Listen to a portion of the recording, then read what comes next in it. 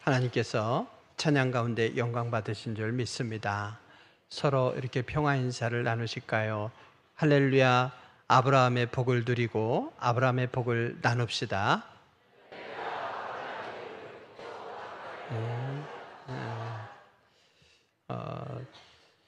요즘 사람들은 점점 책임을 지는 것에 대해서 부담스러워하는 것 같아요. 왜 결혼을 해도 아이를 낳지 않으려고 하느냐? 그래서 아이를 낳도록 지원하기 위해서 정부에서 별의별 대책을 내놓지 않습니까? 근데 선진국에서 이미 저출산을 경험하고 있는 그 사례들을 보면 좀 더 지원해 준다고 해서 그 문제가 해결되는 건 아닌 것 같아요. 어쨌든 그 원인이 뭘까? 여러 가지가 있겠지만 결국에는 책임으로 귀결됩니다. 양육비, 주택 비용, 또 부모의 경제 활동 등 이런 경제적인 책임, 또 육아 시간을 들여야 되죠. 아이를 키우는 동안 경력이 단절되죠. 이런 일들에 대한 어떤 시간적인 책임, 그리고 또 자녀를 늘 돌봐야 되고 그 관계 속에 있어야 되니까 자녀에 대한 어떤 심리적인 책임이 있죠. 이왕에 낳은 그 자녀를 남들에게 뒤처지지 않도록 잘 가르쳐내야 된다고 하는 그런 교육적 책임 등 한 아이의 출생과 더불어서 굉장히 많은 책임이 부여가 됩니다. 그래서 이에 대한 부담감 때문에 출산을 거부하는 것이 주요 요인 중에 하나가 아니냐 이렇게 얘기합니다. 심지어는 결혼을 하지 않으려는 경향도 요즘 많다고 하죠. 교제는 하되 즐겁게는 살되 결혼까지 해서 책임지는 것은 싫다. 이래서 결혼을 기피하는 현상이 지금 나타나고 있는 거죠. 그것도 결국에는 서로에 대한 책임이에요. 경제적인 책임, 심리적인 책임, 또 어떤 관계에서 오는 그런 책임 등 그 책임을 부담스러워하는 거죠. 그래서 가볍게 홀로 즐겁게 살자 이거예요. 근데 여러분 생각해 보십시오. 사도 바울이 내가 나된 것은 다 하나님의 은혜라 했습니다. 그러니까 오늘 우리가 지금 여기까지 살아온 것 다 하나님의 은혜예요. 근데 그 하나님의 은혜라는 요소를 제외하고도 보면 수많은 사람들의 책임, 그 책임이 담긴 사랑의 결과, 그 헌신으로 인해서 오늘 내가 여기까지 이른 것 아니겠습니까? 혼자의 힘으로 살아온 것 같지만 아니에요.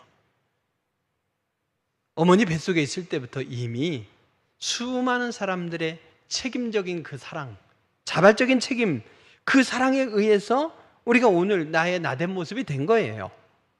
우리는 책임 없이 가볍게 살아가면 인생이 홀가분하고 좋을 것 같지만 실제로는 외롭고 힘들기만 합니다. 누군가를 책임지는 일이 부담스럽지만 누군가를 살리고 그것이 또 내가 사는 길로 되는 거예요. 이런 유명한 이야기가 있습니다. 힌두교 신자였다가 예수님을 믿고 전적으로 헌신했던 인도의 성자로 불리는 썬다싱이 있어요. 그가 복음을 전하기 위해 히말라야 산맥을 이렇게 넘어가고 있었어요. 험한 산에 눈보라가 치는 그런 길을 힘들게 가고 있는데 보니까 앞에 한 사람이 쓰러져 있는 거죠. 가까이 다가가 보니 그래도 겨우 숨이 붙어 있는 겁니다. 내 한 몸 추스르면서 이 산맥을 넘어가는 것도 힘든 일인데 여기 이 사람 방치하면 죽을 것 같거든요. 그래서 안 되겠다 싶어서 그 사람을 업어맺혔지만 평 길도 아니고 험난한 길을 가는 게 참 힘들어요. 마침 한 사람이 지나가길래 그 사람에게 부탁했어요.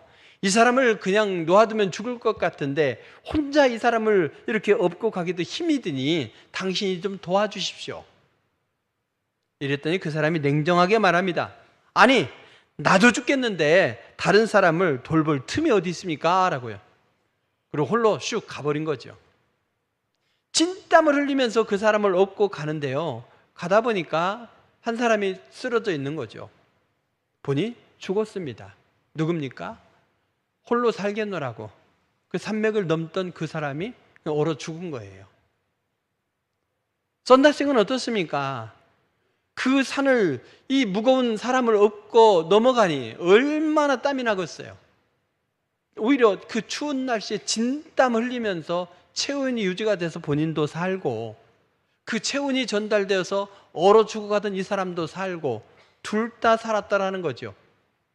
이 사람을 업지 않았다라면 나도 여기 쓰러져 죽은 이 사람과 같이 되었겠구나, 이렇게 생각했다라는 겁니다.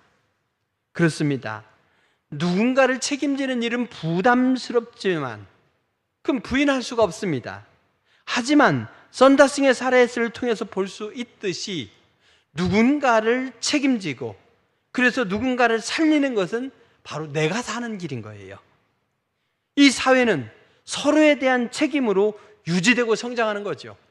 오늘 내가 밥하기 힘들지만 다음에는 다른 분의 밥하는 걸로 내가 먹고 사는 것이 교회의 봉사정신 아닙니까?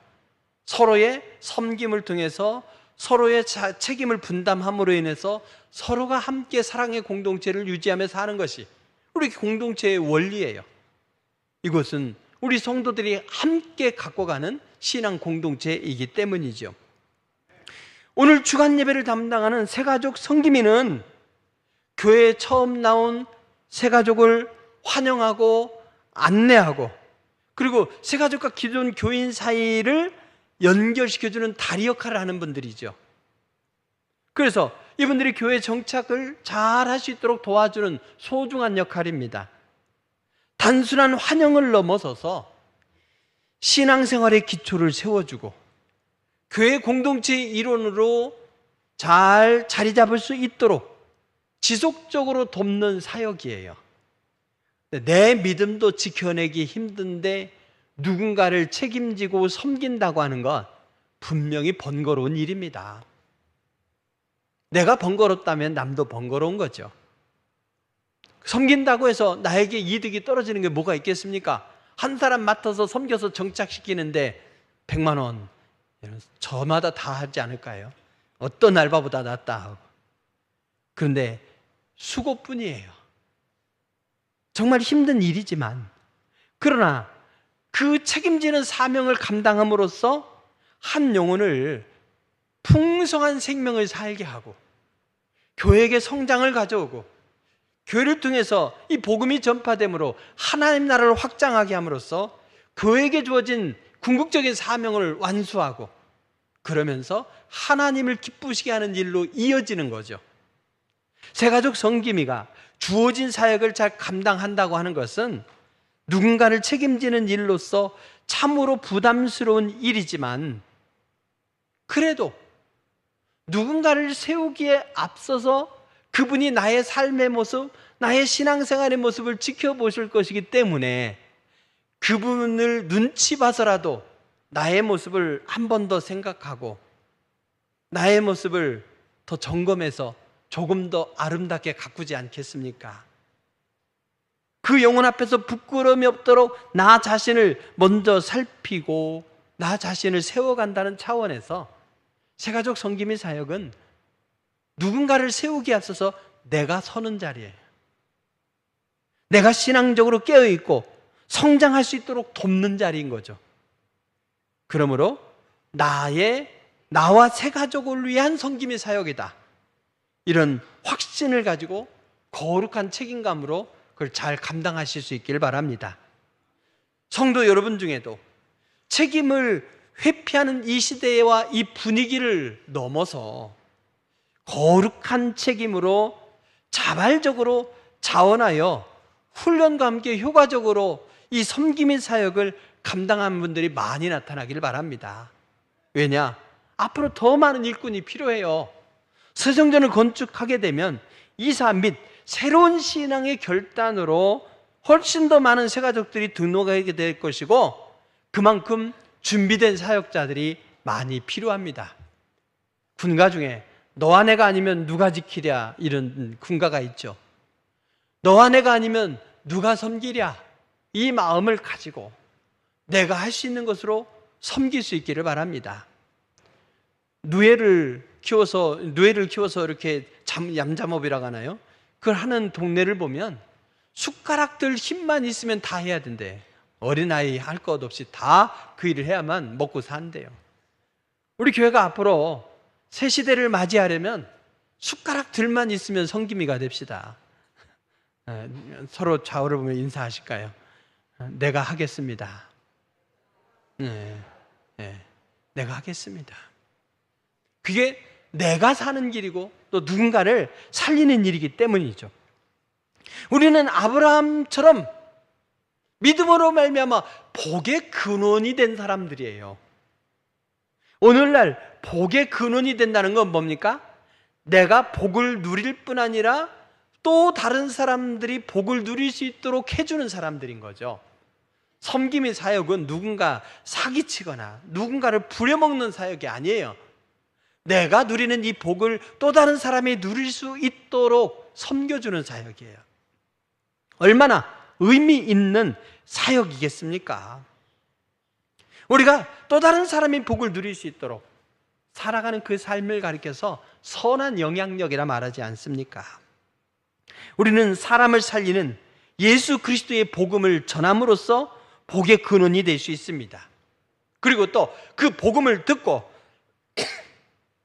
예수님을 믿기로 작정한 그 영혼들을 사랑으로 섬김으로써 교회 공동체 안에서 아브라함의 축복을 더불어서 함께 누리게 하는, 그래서 사랑과 선행을 서로 격려하면서 이전에 누릴 수 없었던 행복을 누리게 하는 것, 이것이 바로 새가족 섬김에게 주어진 소중한 일이에요. 그러므로 우리는 먼저 구원받은 자로서 생명의 복음을 전하는 전도의 대열에 나서야 할 것이고, 그 영혼들이 잘 정착할 수 있도록 섬기는 일을 감당해야 됩니다. 생각해 보십시오. 교산지구에 인구가 9만 명이 들어온답니다.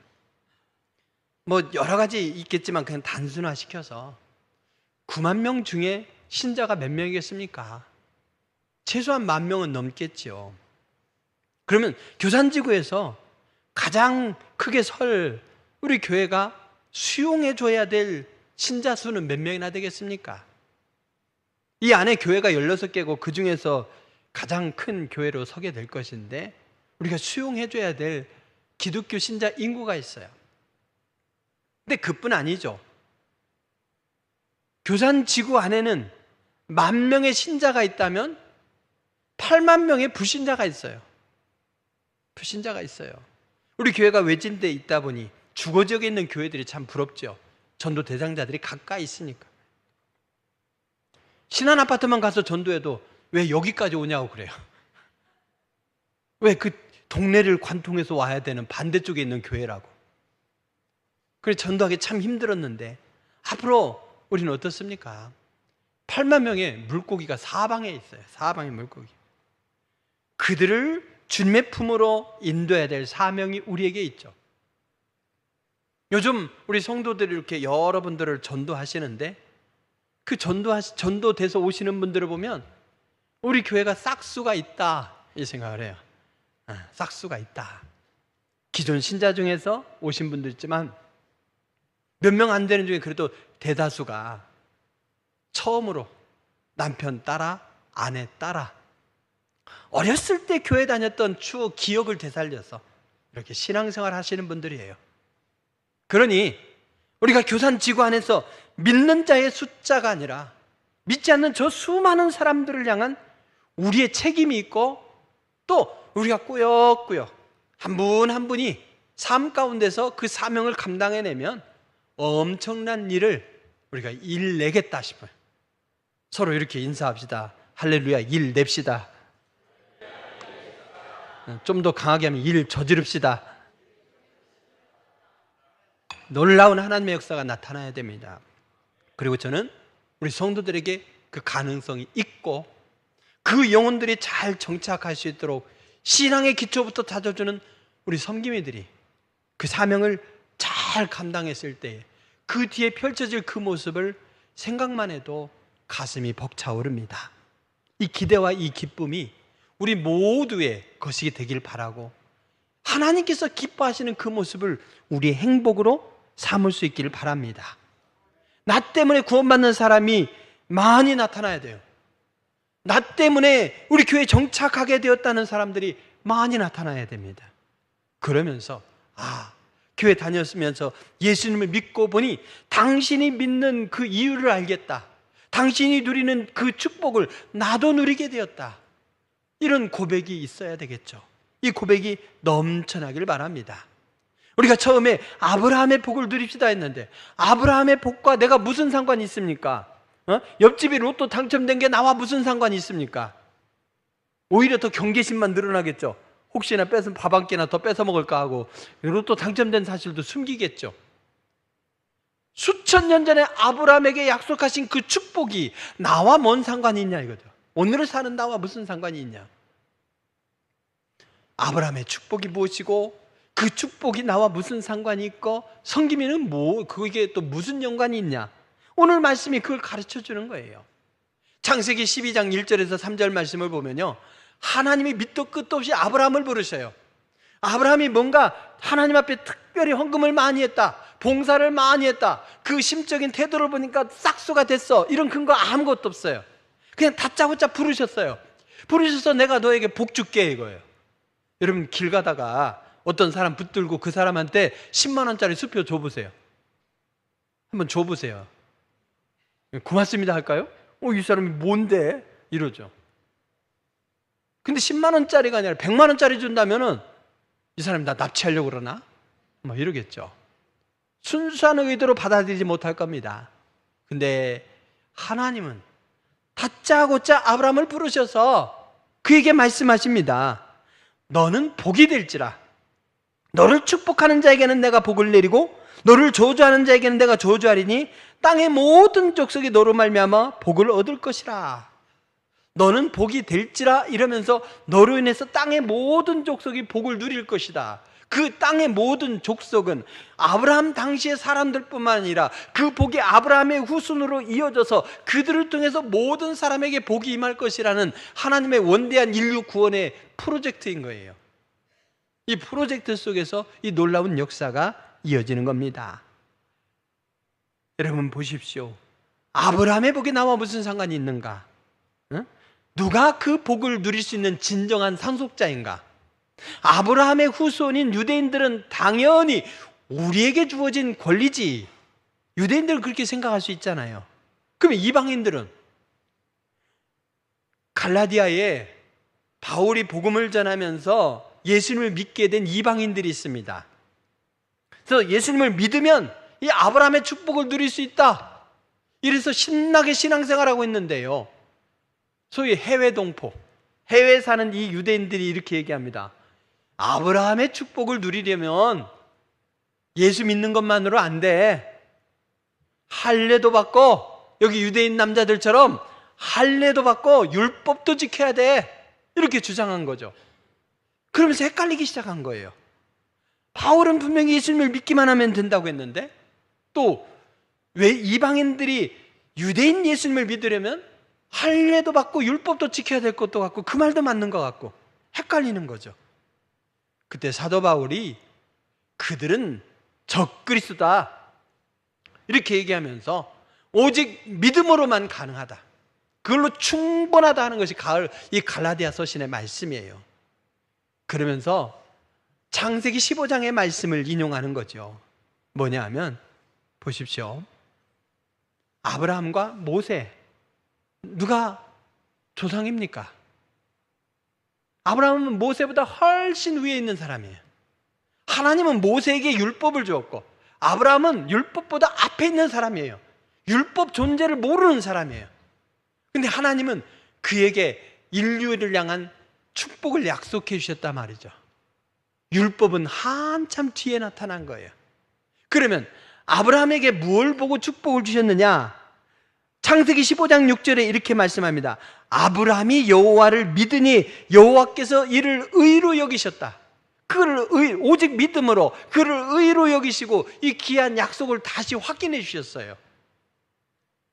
본문 바로 앞에 7절에 의하면 그런즉 믿음으로 말미암은 자는 믿음이 있는 아브라함과 함께 복을 받느니라, 이렇게 말씀했어요.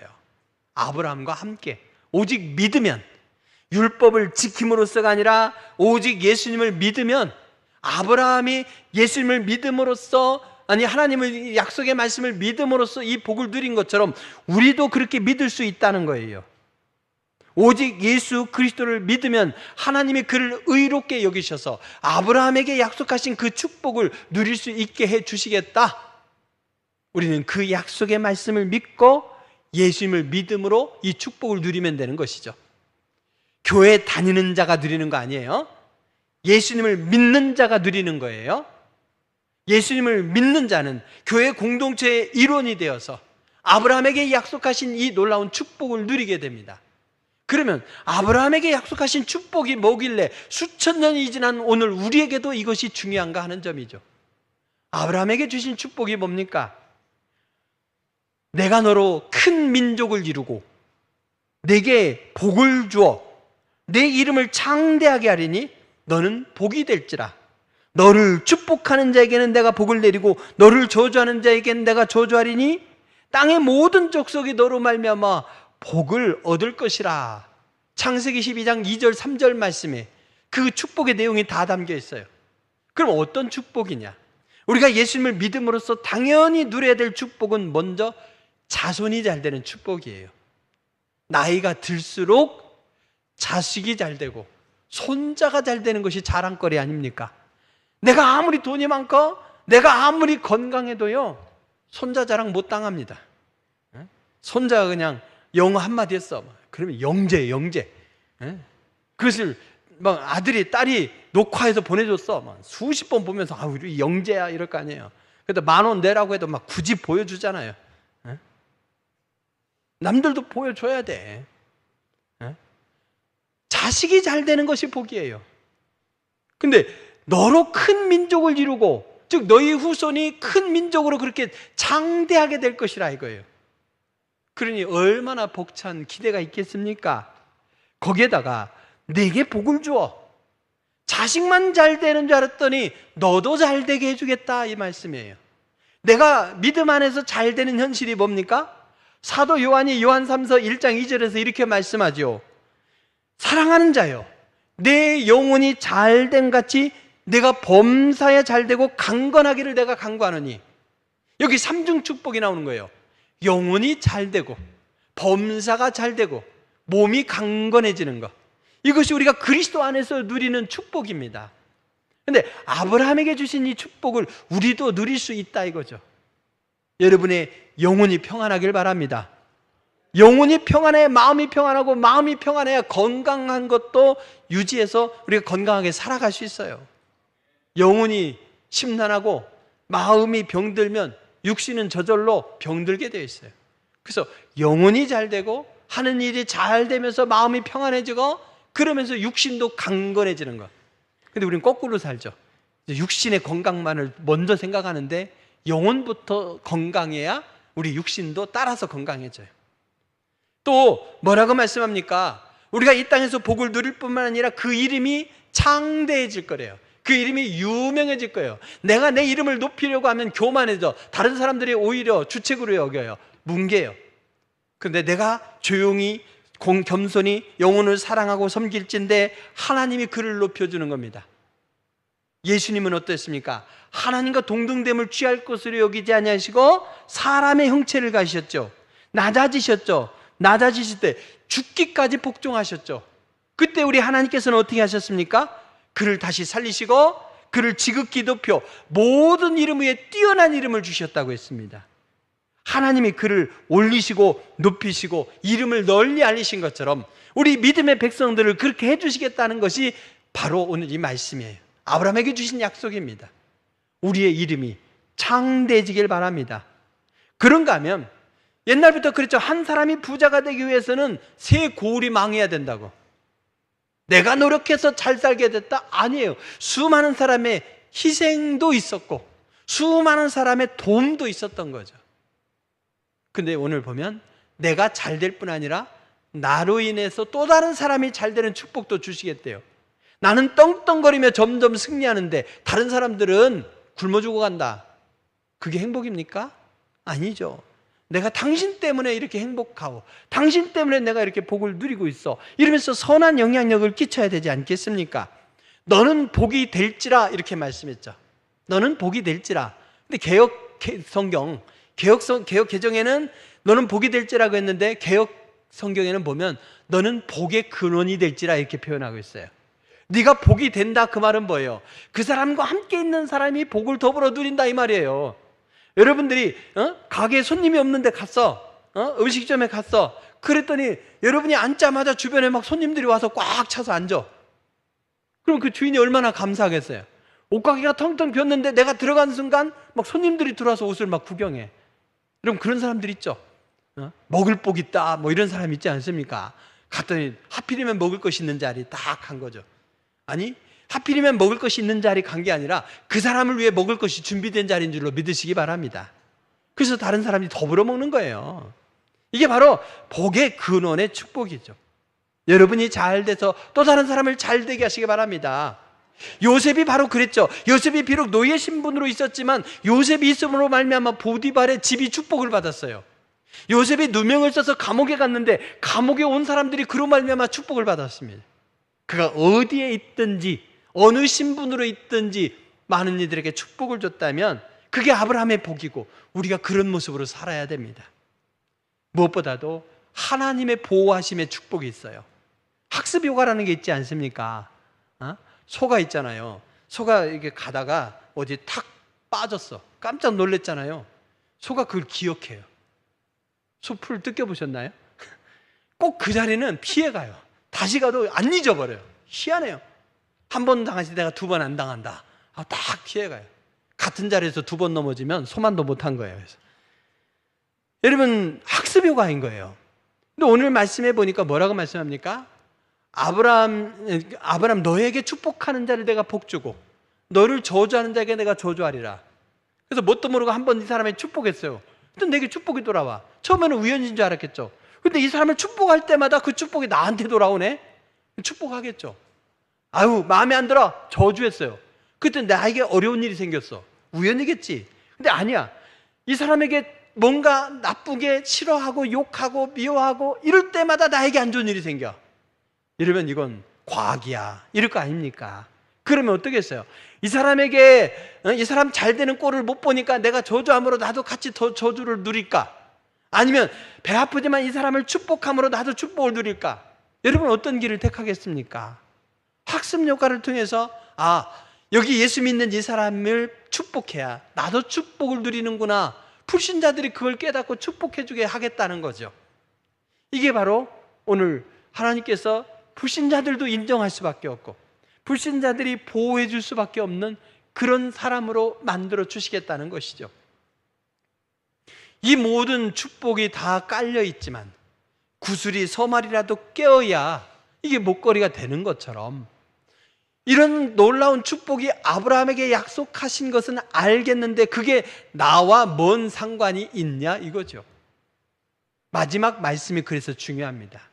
3절의 끝부분에서 이렇게 말씀하죠. 땅의 모든 족속이 너로 말미암아 복을 얻을 것이라. 그러면 아브라함이 죽은 다음에는 아닙니까? 아니, 아브라함의 후손을 통해서 땅의 모든 족속이 더불어 복을 누릴 거라는 거예요. 그러면 그 후손은 유대인들을 가리키는 거냐 이거죠. 아니에요. 오늘 바울은 이렇게 말씀합니다. 본문 뒤에 3장 16절에서 이렇게 말씀해요. 이 약속들은 아브라함과 그 자손에게 말씀하신 것인데 뭡니까? 이것을 가리켜 그 자손들이라 하지 아니하고 오직 한 사람을 가리켜 네 자손이라 하셨으니 곧 그리스도라. 즉 아브라함의 모든 후손으로 말미암아 땅의 모든 족속의 복을 누리는 것이 아니라 아브라함의 후손 중에서 그 한 사람 누구냐? 예수 그리스도. 아브라함의 후손, 다윗의 후손, 예수 그리스도 그 한 사람을 통해서 모든 이들이 땅의 모든 족속의 복을 누리게 해주시겠다고 하신 거예요.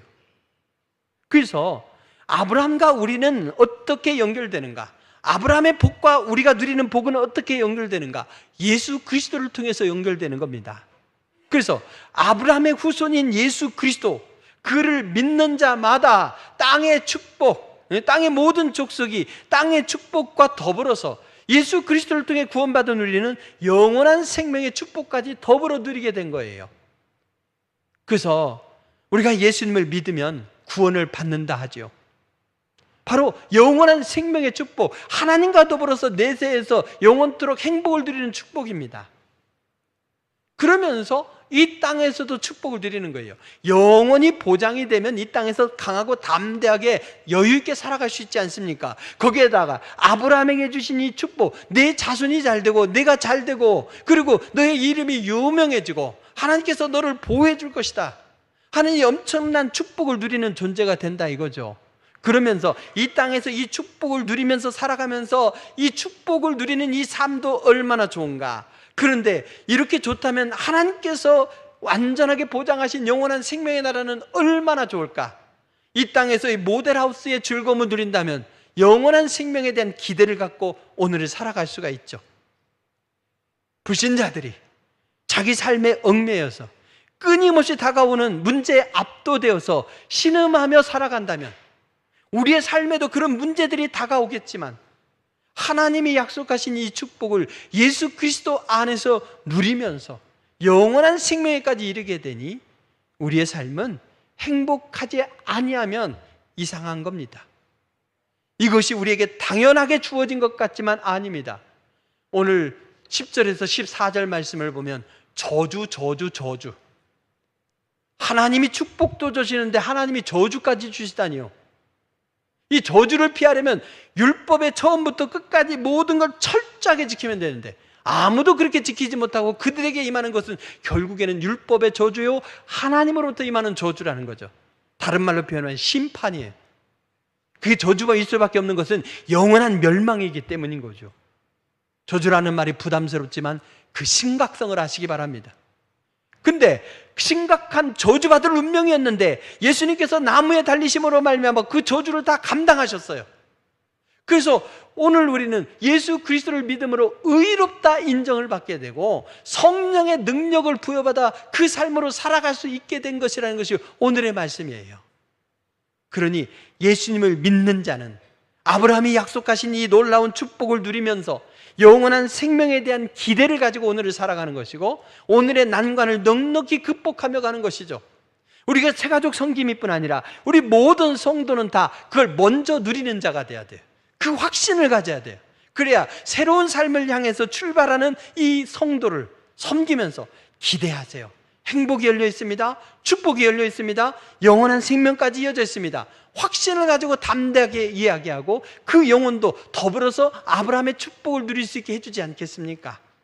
그래서 먼저 우리는 예수님께서 나무에 달리심으로 저주를 감당하심으로 내가 감당해야 될 저주를 감당하시고 우리는 이 땅에서 온갖 축복을 다 누리다가 영원한 생명에까지 이르게 하신 그 놀라운 사랑을, 그 수고의 결과를, 주님의 그 부담스러운 그 책임의 결과를 우리가 누리면서 거룩한 책임을 부여받은 존재로 살아가야 하겠습니다.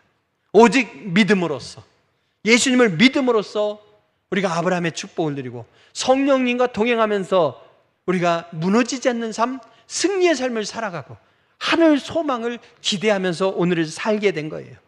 아브라함은 하나님의 약속을 믿고 하나님을 절대 신뢰했습니다. 떠나라 하면 믿고 떠났습니다. 증거를 보여주면서 믿으라 하면 믿었습니다. 말씀으로만 줘도 믿었습니다. 자신이 아이를 낳을 수 없는 형편임에도 불구하고, 자기 종을 그 상속자로 삼을 유혹에도 불구하고, 자기 여종을 통해서 낳은 그 아들을 상속자로 삼으려는 유혹에도 불구하고 그 모든 걸 떨쳐버리면서 믿음의 실제가 되었고 우리 축복의 증거가 되지 않았습니까? 이제는 우리가 그것을 누려야죠.